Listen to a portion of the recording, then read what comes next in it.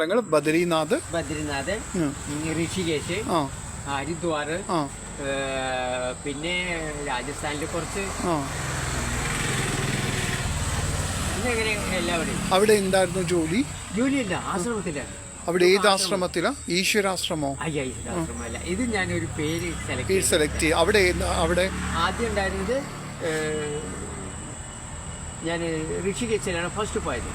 ആ ഋഷികേശ് പോയപ്പോൾ